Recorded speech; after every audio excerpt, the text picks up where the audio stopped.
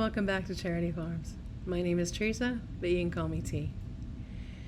I finally got done filling all of the beds and using 5 cubic yards of soil with everything that I have. I still was not able to finish everything, which you'll see a little later, but I was on a timeline trying to use these 5 cubic yards of soil because June is pretty much our monsoon season, and I didn't want to lose that soil based on the rain, nor did I want my house to flood because I had my soil on the side of the house and it would have flooded my house if we had a monsoon.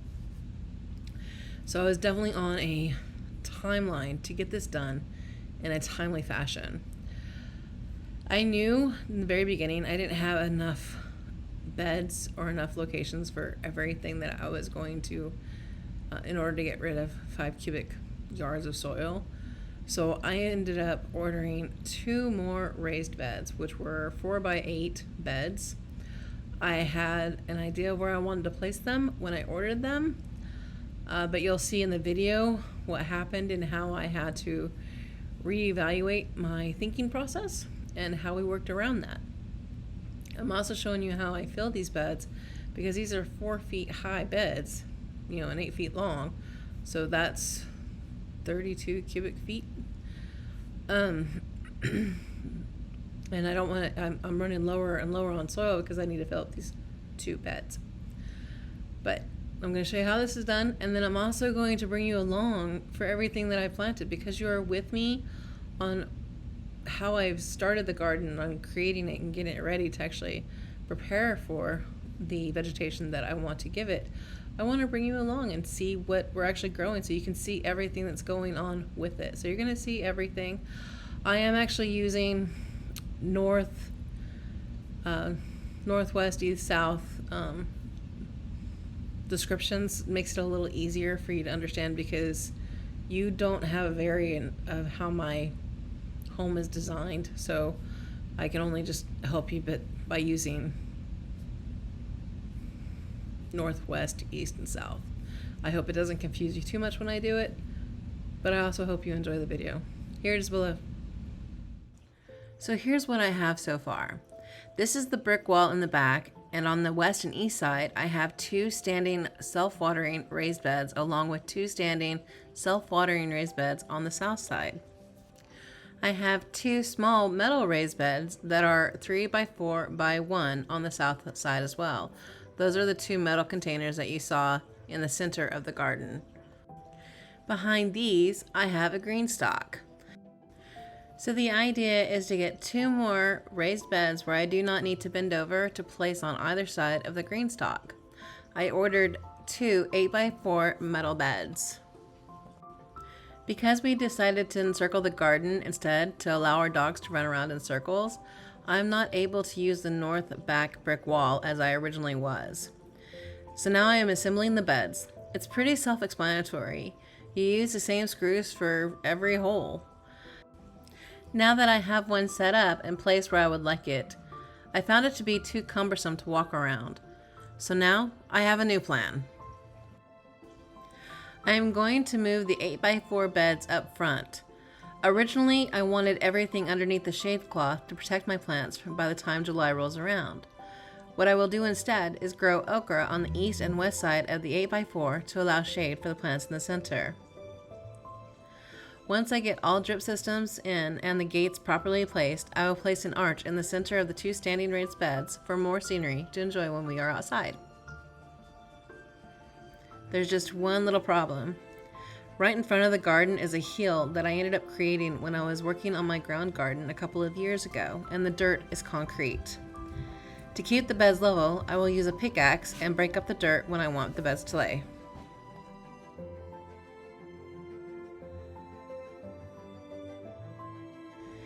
Now we are placing the beds where I want them to lay to draw an outline of where I will use the pickaxe. We got the water hose and used our jet stream to create the perimeter, but also to loosen the dirt up when I use the pickaxe to break it up.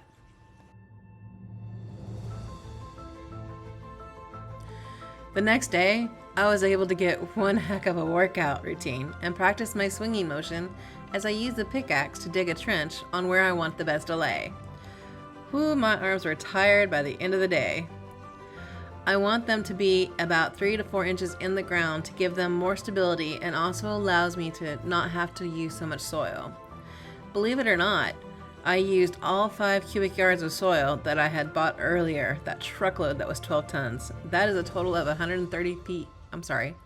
That is a total of 135 cubic feet of soil. Because I am moving the beds up front, I will need to lay down more weed fabric. I am now picking up all the items where I will lay down my weed fabric, and then I will rake any loose rocks away. Because my beds are going to sit in the ground about 2 to 3 inches down, I need my weed fabric to go into the grooves as well. I am rolling out my weed fabric, then we are going to place the beds in the grooves. Once the beds were placed, I secured my weed fabric the same way I did before, using roofing nails. I still have a very steep hill between the self-watering raised bed and the 8x4 raised bed on the west side. I decided to use river rock to level this out and to place around the perimeter of the 8x4 to help keep the soil from overheating and to help retain the soil in the containers. This will also allow me to use the 2 beds as part of my fencing when I'm able to put it up. Last week, I trimmed my 2 front trees. I'm using these limbs at the bottom to get the beds mulch, but mainly to help me not use as much soil to fill it up. I filled up both beds with the limbs until they were at the very top. I did this because I know the soil will push it down. I am now using the 5-gallon buckets to collect the soil and fill it in the 8x4 beds. I found this to be a lot easier than using a wheelbarrow. Now that I have the beds filled, I want to get seeds in here right away to get the okra trees growing to give my plants shade by the time July arrives. I am using the square marker to help me place the seeds properly because I have a very bad habit of wanting to plant everything and not allowing my plants the proper room to grow. I realize that if I want the plants that God has given me to provide for me and my family, I need to provide for the plant as well and give it the proper room to grow. I'm going to show you pictures of the garden and what has been planted. This allows you to see what the garden looks like as of May 6th and to observe me with the plants as they continue to grow. In the 8x4 west side raised bed, I planted 3 okras at the very end and different types of sunflowers, but all sunflowers. Not only are sunflowers really pretty, there are a plethora of medicinals to use with every part of the sunflowers. I will link that below. On the west side of the 8x4 bed, I planted 3 more okra, and then the whole bed with country gentleman corn.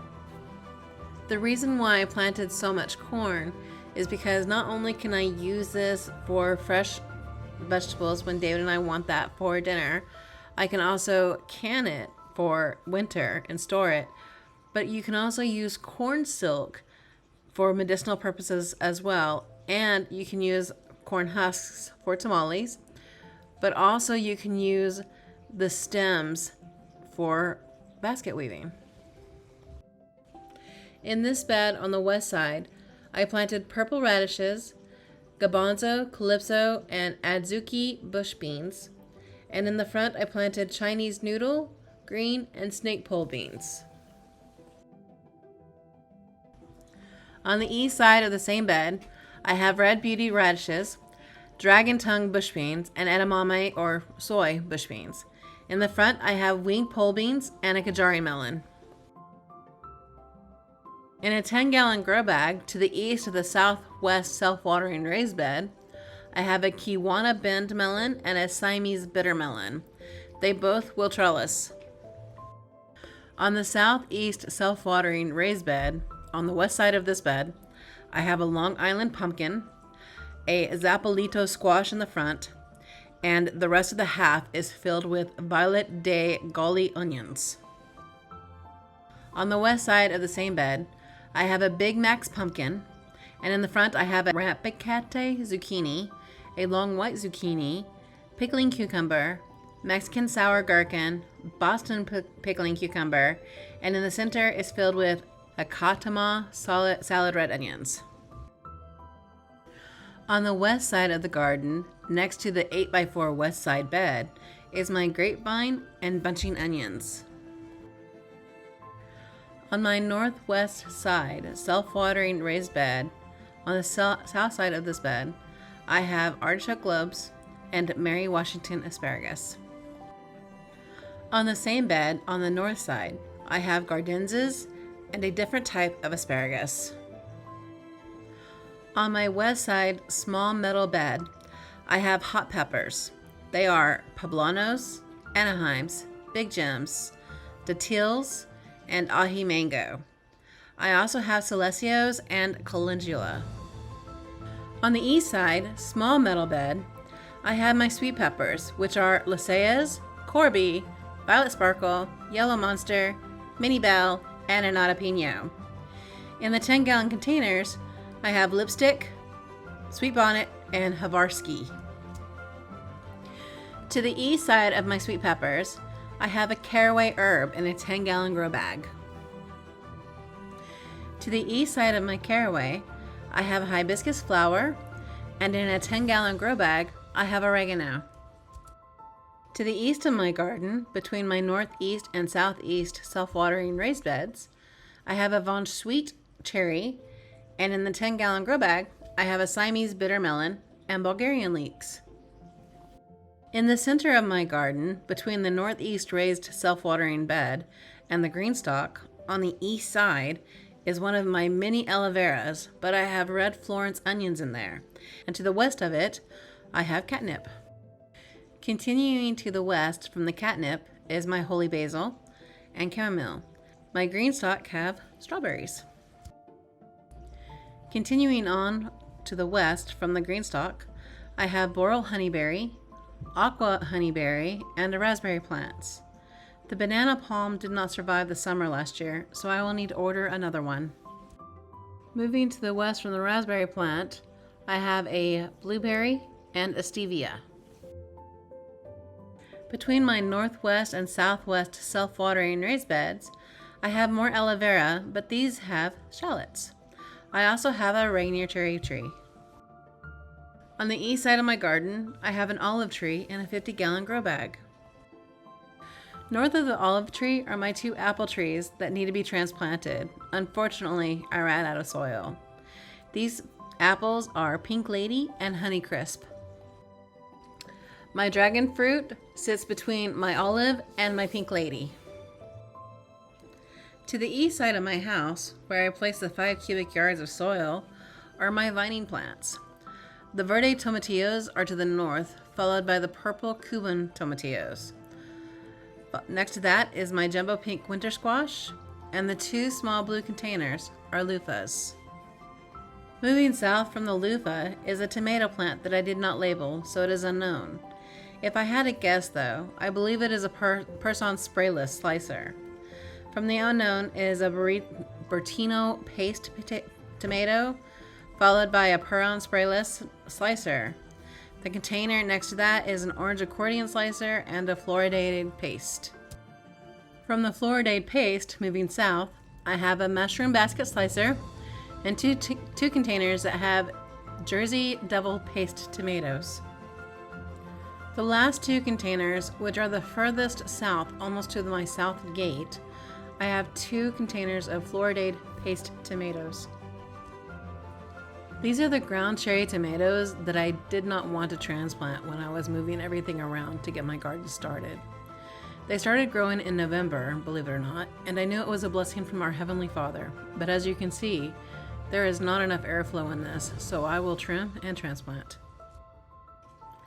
I have moved them to my northeast self-watering raised bed. Now they have much more airflow, and I know it will do much better not having to compete in the small space that they once did. There are more things that I'm actually trellising besides those tomatoes. The pole beans and the squashes are also being trellised along with the melons. And that's why I have them up front, because I'm going to I bought some 3/8 poles that I'm going to put on above using the T-post that my husband and I put in there like 2 years ago. We didn't want to pull those up because it was a workout just trying to get them in, and it's a workout just trying to get them out because the ground is so rock solid. So we're working around with what we have. Ideally, where we would really want our garden would probably be all the way more towards the west wall all the way, or more towards the east wall. Not really in the center because we have ideas of what we want to do later. The problem is that the shade cloth and the T-post. We don't have all the equipment that we need to pull the T-post up, redo everything we need to actually put the shade cloth over more, and the energy it takes just to post those in, because we don't have a gas-powered T-post hammer. I forgot what that's called. We just have a manual, and it takes a lot of upper body work, mainly for my husband because I'm too short. I can't do it. I need his height for that, and I just couldn't ask him to do that. I'm going to bring you along for everything that we have for the moment. So until next time, I hope you have a blessed week. God bless you. Bye.